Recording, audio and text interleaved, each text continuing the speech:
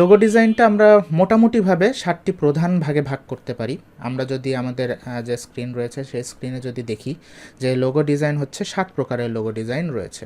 1 number হচ্ছে monogram বা letter mark logo design, 2 নাম্বারে আছে ওয়ার্ড মার্ক লোগো ডিজাইন, 3 নাম্বারে রয়েছে pictorial mark logo design, abstract logo, Mascot logo, the combine mark logo এবং হচ্ছে এমবেল্ট লোগো। সো এই 7টা প্রধানত এই 7টা ভাগে ভাগ করা হয়, যদিও অনেকেই অনেক ভাগে ভাগ করতে পারে, তবে বেসিক্যালি এই 7টা প্রধান ভাগেই আমাদের এই লোগো ডিজাইনটা ভাগ করা হয়। সো আমরা যদি পরবর্তী স্লাইডে যাই, এখানে আমরা দেখতে পারবো যে অ্যাবস্ট্রাক্ট লোগো কীরকম, মাস্কট লোগো কীরকম, combination logo, embed logo, letter mark logo, pictorial logo, word mark logo. So এইগুলোর আমরা হচ্ছে পরবর্তীতে আমরা সবগুলোর ডিটেলসে যাই। সো এই ডিটেলসে যদি আমরা যাই, এখানে হচ্ছে মনোগ্রাম লোগো বা হচ্ছে মার্ক লোগো। মনোগ্রাম লোগো কোনগুলো? অর্থাৎ আমরা লেটার দিয়ে যে সব লোগো তৈরি করব সেগুলোই আমাদের হবে মনোগ্রাম লোগো। কীরকম সহজভাবে আমরা যদি দেখি যে আমাদের হচ্ছে ট্রিগোনো একাডেমি যে আমাদের প্রতিষ্ঠানটা রয়েছে, এটা ট্রিগোনোর যদি আমরা যে টিটাই নিই এবং হচ্ছে একাডেমির এটা নিই, তাহলে টি আর এ দিয়ে যদি আমরা কোনো লোগো বানাই সেটাই আমাদের হয়ে যাবে কি লেটার মার্ক বা মনোগ্রাম লোগো। আমরা যদি পরবর্তীতে বিভিন্ন বড় বড় যদি কোনো প্রতিষ্ঠান দেখতে যাই, যেমন এইচবিও একটা খুব বড় একটা চ্যানেল, ঠিক না? সো এইচবিও এই 3টা লেটারের সমন্বয়ে কিন্তু এইচবিও এই লোগোটা গঠিত হয়েছে। আইবিএম, তারপর হচ্ছে নাসা। সো এগুলো কিন্তু সবই আমাদের মনোগ্রাম লোগো বা লেটার মার্ক লোগো। সো আমরা যদি আরও কিছু যদি দেখতে চাই, আমরা হচ্ছে আমাদের ব্রাউজারে যেতে পারি এবং আমরা লিখে দিতে পারি যে letter mark logo. So letter mark logo লিখলে আমাদের হচ্ছে আমরা যদি যাই তাহলে ইমেজে চলে যাই এবং এখানে আমরা দেখতে পাবো লেটার মার্ক লোগোর আরও অনেকগুলো উদাহরণ। ভি অ্যান্ড এ দিয়ে আমাদের লেটার মার্ক লোগো হয়েছে, আইবিএম যেটা আমরা অলরেডি দেখেছি, H and M, JVC, so HP, তারপরে সিএনএন, হ্যাঁ, ইএসপিএন। সো এইগুলো বিভিন্ন বড় বড় কোম্পানি দেখবেন এই লোগো কিন্তু আমাদের লেটার মার্ক লোগো দিয়ে কিন্তু তৈরি করা হয়। সো বিভিন্ন আপনারা একটু কষ্ট করে অবশ্যই শুধুমাত্র 2-3টা ইয়েতে সীমাবদ্ধ থাকবেন না, আপনারা গুগল করে দেখে নেবেন যে লেটার মার্ক লোগোগুলো আর কি কি রয়েছে।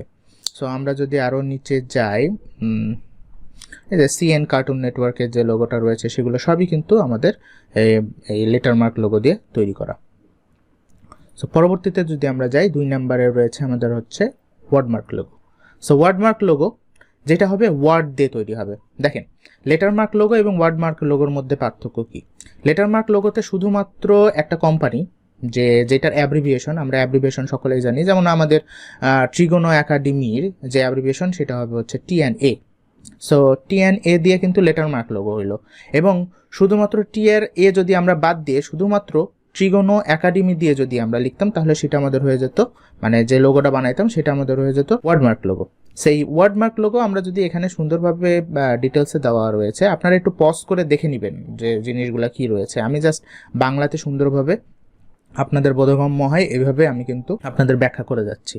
তো similar to letter mark logo আর ওয়ার্ডমার্ক লোগো আর logo type is a font base logo that focuses on a business name alone. তার মানে কি বলছে যে শুধুমাত্র ফন্ট দিয়েই কিন্তু তৈরি হবে। এর আগে লেটার মার্কও কিন্তু ফন্ট দিয়েই তৈরি হয়েছে, কিন্তু সেগুলো হচ্ছে অ্যাব্রিভিয়েশন টাইপের, অর্থাৎ শুধুমাত্র লেটার দিয়ে তৈরি হয়েছে, এবং এটা হবে কি পুরা ওয়ার্ড দিয়ে তৈরি হবে। সো আমরা যদি পরবর্তী ইয়েতে আমরা স্লাইডে যাই এবং এখানে যদি দেখি যে গুগল বিশ্বের এক নম্বর যে সার্চ ইঞ্জিন রয়েছে গুগল, যেটা হচ্ছে 93% সার্চ কিন্তু এখন এই গুগলে হয়ে যায়। আশা করি যে এরপরে 100%ই হয়ে যাবে।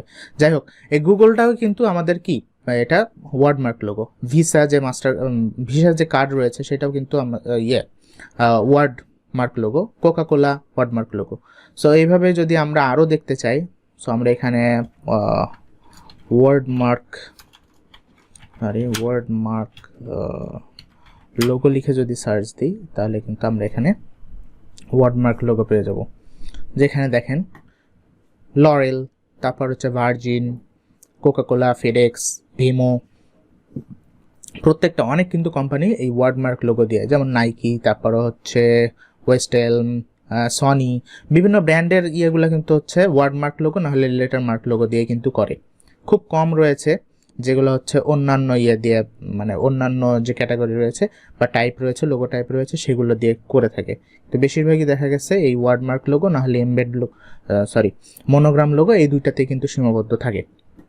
সো স্যামসাং দেখতে পারেন, বিভিন্ন এলজি হচ্ছে আমাদের লেটারমার্ক লোগো। সো এইভাবে হচ্ছে আমাদের কি ওয়ার্ডমার্ক লোগোটা রয়েছে। এরপরে আমরা যদি চলে যাই আমাদের পরবর্তী স্লাইডে, পিক্টোরিয়াল লোগো।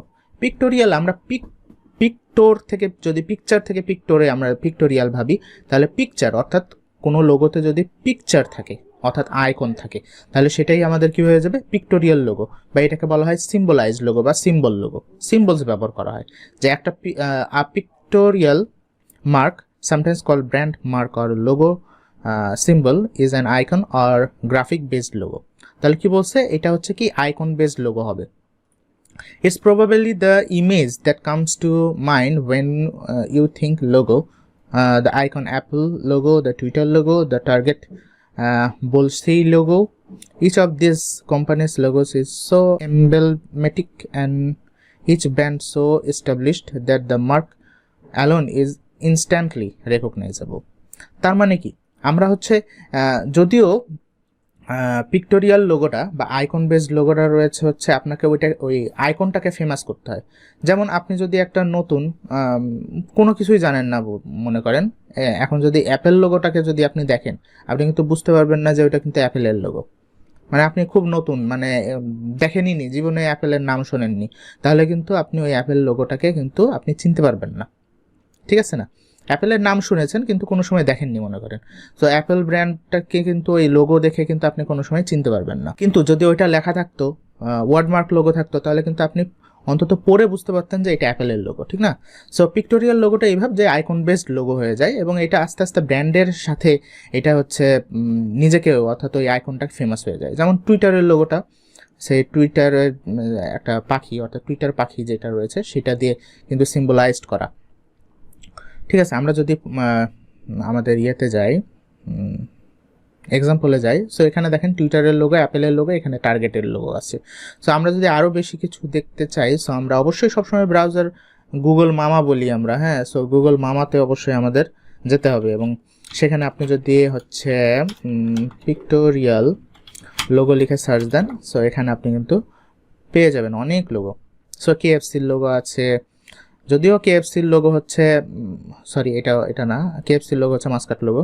সো এরপরে হচ্ছে এগুলো না, এগুলো আমরা দেখবো না, এগুলো এখান থেকে আমরা যদি দেখি, সো এই যে স্ন্যাপচ্যাটের লোগো রয়েছে, এটা কিন্তু আমাদের পিক্টোরিয়াল লোগো। টুইটারের লোগো আছে, WWF আছে। আমরা যদি আরও দেখতে চাই, এখানে বিভিন্ন ব্র্যান্ডের লোগোগুলো রয়েছে। সো এইভাবে কিন্তু আমাদের পিক্টোরিয়াল লোগোগুলো আমরা দেখতে পারি। যেমন এই যে জাগুয়ারের লোগো, অ্যাপেলের লোগো, তারপর হচ্ছে প্লেবয়ের লোগো, টার্গেটের লোগো। সো বিভিন্ন রকমের লোগো কিন্তু রয়েছে। সো আপনারা অবশ্যই গুগলে এসে এগুলো সার্চ করে দেখবেন যে পিক্টোরিয়াল লোগোগুলো কী।